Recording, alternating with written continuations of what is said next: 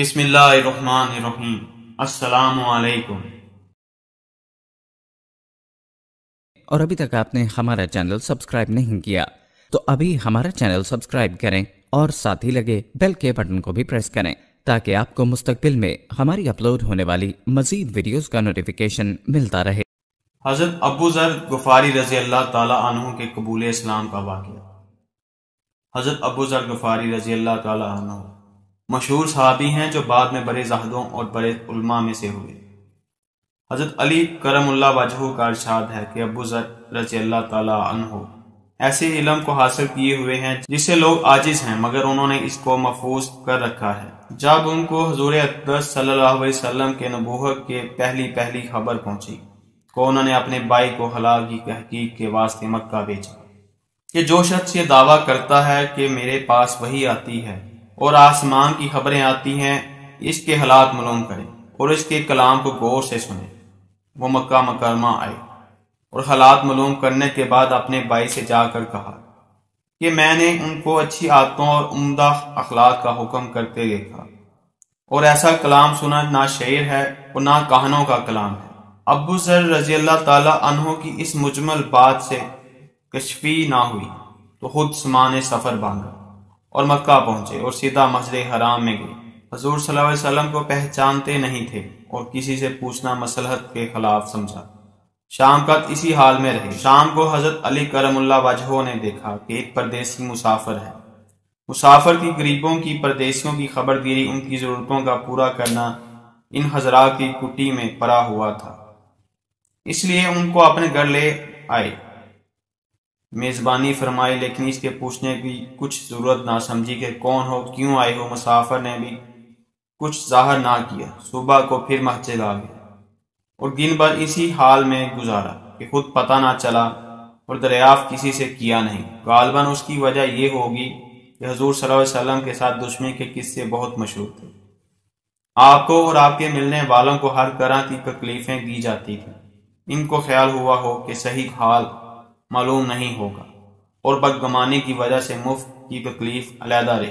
دوسرے دن شام کو بھی حضرت علی رضی اللہ تعالی عنہ کو خیال ہوا کہ پردیسی مسافر ہے، بظاہر جس غرض کے لیے آیا ہے وہ پوری نہیں ہوئی، اس لیے پھر اپنے گھر لے گئے اور رات کو کھلایا سلایا، مگر پوچھنے کی اس رات کو بھی نوبت نہ آئی۔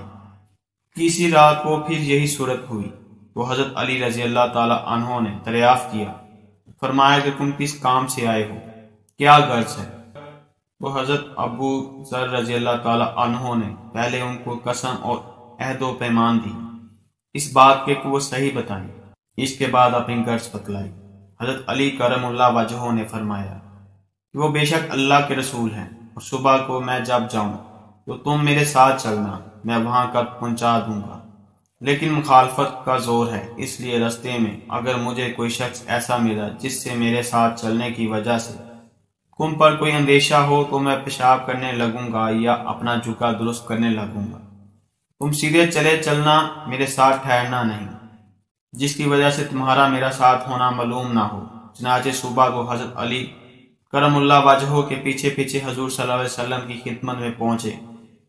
وہاں جا کر بات چیت ہوئی، اسی وقت مسلمان ہو گئے۔ حضور اقدس صلی اللہ علیہ وسلم نے ان کی تکلیف کے خیال سے فرمایا کہ اپنے اسلام کو ابھی ظاہر نہ کرنا، چپکے سے اپنی قوم میں چلے جاؤ، جب ہمارا غلبہ ہو جائے اس وقت چلے آنا۔ انہوں نے عرض کیا، یا رسول اللہ صلی اللہ علیہ وسلم، اس ذات کی قسم جس کے قبضے میں میری جان ہے، اس کلمہ توحید کو ان بے ایمانوں کے بیچ چلا کے پڑھوں گا۔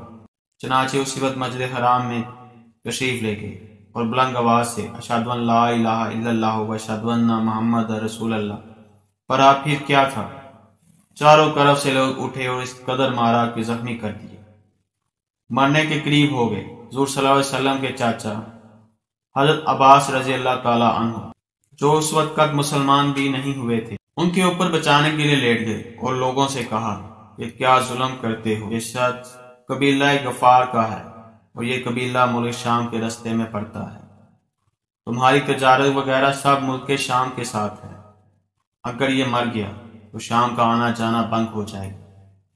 اس پر ان لوگوں کو بھی خیال ہوا کہ ملک شام سے ساری ضرورتیں پوری ہوتی ہیں، وہاں کا رستہ بند ہو جانا مصیبت ہے۔ اس لیے ان کو چھوڑ دیا۔ دوسرے دن پھر اسی طرح انہوں نے جا کر پھر بآواز بلند کلمہ پڑھا، اور لوگ اس کلمے کے سننے کی تاب نہ لا سکتے تھے، اس لیے ان پر ٹوٹ پڑے۔ دوسرے دن بھی حضرت عباس رضی اللہ عنہ نے اسی طرح ان کو سمجھا کر ہٹایا کہ تمہاری تجارت کا رستہ بند ہو جائے گا۔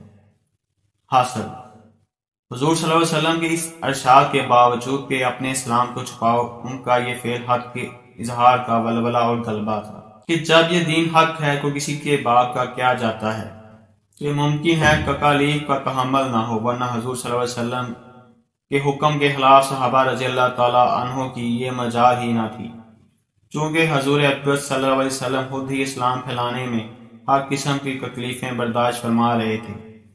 اس لیے حضرت ابو ذر رضی اللہ تعالیٰ عنہ نے سہولت پر عمل کے بجائے حضور صلی اللہ علیہ وسلم کی اتباع کو ترجیح دی۔ یہی یہ چیز تھی جس کی وجہ سے ہر قسم کی ترقی دینی اور دنیاوی صحابہ کرام رضی اللہ تعالیٰ عنہ اجمعین کے قدم چوم رہی تھی، اور ہر میدان ان کے قبضے میں تھا۔ جو شخص بھی ایک مرتبہ کلمہ شہادت پڑھ کر اسلام کے جھنڈے کے نیچے آتا تھا، بڑی سے بڑی قوت بھی اس کو روک نہ سکتی تھی، اور نہ بڑے سے بڑا ظلم اس کو دین کے اشاعت سے ہٹا سکتا تھا۔ دعا ہے کہ اللہ تعالی ہم سب کو بھی صحابہ کرام رضی اللہ تعالی عنہ کے نقشے قدم پر چلنے کی توفیق عطا فرمائے، آمین یا رب العالمین۔ ہم یہ امید کرتے ہیں کہ آپ کو ہماری آج کی یہ ویڈیو ضرور پسند آئی ہوگی۔ اگر آپ کو ہماری آج کی یہ ویڈیو پسند آئی ہے تو سب سے پہلے اس کو لائک کریں، اپنی رائے کا اظہار کمنٹ سیکشن میں لازمی کریں۔ آخر میں آپ سے ایک بار پھر درخواست ہے، اور ابھی تک آپ نے ہمارا چینل سبسکرائب نہیں کیا تو ابھی ہمارا چینل سبسکرائب کریں، اور ساتھ ہی لگے بیل کے بٹن کو بھی پریس کریں تاکہ آپ کو مستقبل میں ہماری اپلوڈ ہونے والی مزید ویڈیوز کا نوٹیفیکیشن مل